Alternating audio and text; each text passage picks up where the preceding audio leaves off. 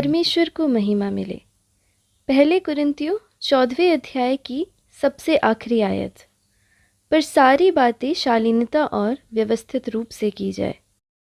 अनुग्रहित परमेश्वर के वचन के आधार पर शालीनता और व्यवस्थित विषय पर मनन करने के लिए हम परमेश्वर के शरणागत हो। सारी बातें शालीनता और व्यवस्थित रूप से की जाए। परमेश्वर के वचन के बुद्धि उपदेशों को हमें ग्रहण करना चाहिए। हमें किन बातों पर यह लागू करना चाहिए? यदि उसके विषय सोचे तो एक होगा समय। समय को हमें उचित तौर पर व्यवस्थित करना आवश्यक है। उससे आने वाली बातें हैं हमारी नौकरी, सेवकाई, मेहनत और जीवन आदि।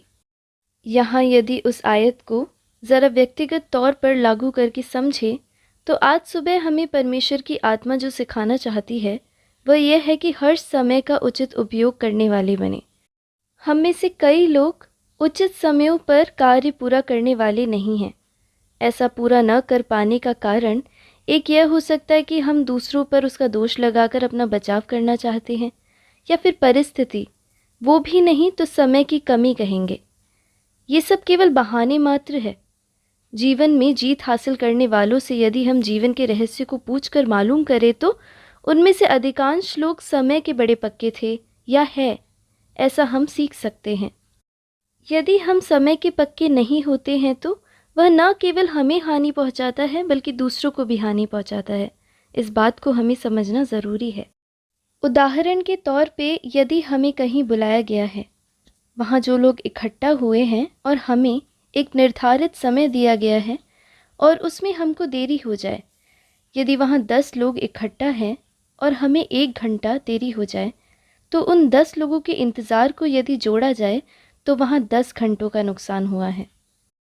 उसी प्रकार हज़ारों की तादाद में यात्रा करने वाले यात्री, अगर रेलगाड़ी यदि 1 घंटे से देर पहुँचे तो एक व्यक्ति के 1 घंटे की देरी हुई, परंतु उन हज़ारों लोगों के समय को यदि हम एक साथ जोड़कर देखें तो हज़ारों घंटे जो उन्हें क्रियात्मक तौर पर उपयोग करने चाहिए थे वे वहाँ नष्ट हो चुके हैं।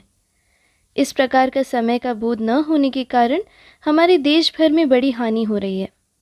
हमें लोगों के विषय में विचारने की ज़रूरत नहीं है, परंतु व्यक्तिगत तौर पे अपने जीवन में समय के पक्के बने। हम सब इस कहावत को तो जानते हैं, काल करे सो आज कर, आज करे सो अब, पल में प्रलय होएगी, बहुरी करेगा कब। सवेरे बोओगे तो जल्दी काटोगे। इन सब प्रकार की कहावतें बहुत पुरानी हैं, परंतु आज भी उसके महत्व में कोई कमी नहीं आई। अंग्रेज़ी में भी कुछ और कहावतें इस प्रकार है। समय और लहरें किसी का इंतज़ार नहीं करती। Time and tide waits for no man. समय पर की गई सिलाई नौ को बचाती है। A stitch in time saves 9। एक और कहावत इस प्रकार कहती है, if you go by the street of by and by you will reach the village of never. यदि आप सीधे रास्ते पर यूं ही बस चलते जाएंगे तो आप कभी नहीं नामक गांव में पहुंच जाएंगे। प्रियो, समय जब उसके समय के अनुसार आगे बढ़ता जा रहा है तो यदि हमें उसमें दृढ़ बनी रहना है तो समय समय का जो काम है उसे अच्छी आदत के साथ पूरा करने वाली बने। किसी भी काम को ढेर न बनने दे। अंत में कुछ भी पूरा करने का समय न पाकर समय को दोष देते हुए बचने की कोशिश करनी पड़ेगी। आज सुबह जो वचन परमेश्वर ने हमें दिया है उसके आधार पर सारी बातें शालीनता और व्यवस्थित रूप से की जाए। इस अनुग्रहित वचन को हम ग्रहण करते हुए परमेश्वर ने सबको जो बराबर तौर पर बांटा है उस समय को उचित और व्यवस्थित तौर पर उपयोग करने वाले बने, सही प्रकार से प्रयोगी बने। जो नौकरी का स्थान परमेश्वर ने हमें दिया है, विशेषकर आराधना के स्थान में हमें ठीक समय पर ही नहीं, ठीक समय से 5 मिनट पहले पहुंचना है। ऐसी अच्छी आदतों वाले हम बने। नौकरी के स्थान पर काम करने के बजाय सोशल मीडिया पर घुसकर समय बर्बाद करें तो परमेश्वर के सम्मुख हिसाब देना होगा। इस कारण समय को सटीकता से इस्तेमाल कर जीवन में जय को हासिल करें, परमेश्वर की प्रसन्नता को प्राप्त करें। आप सबका दिन अनुग्रहित हो।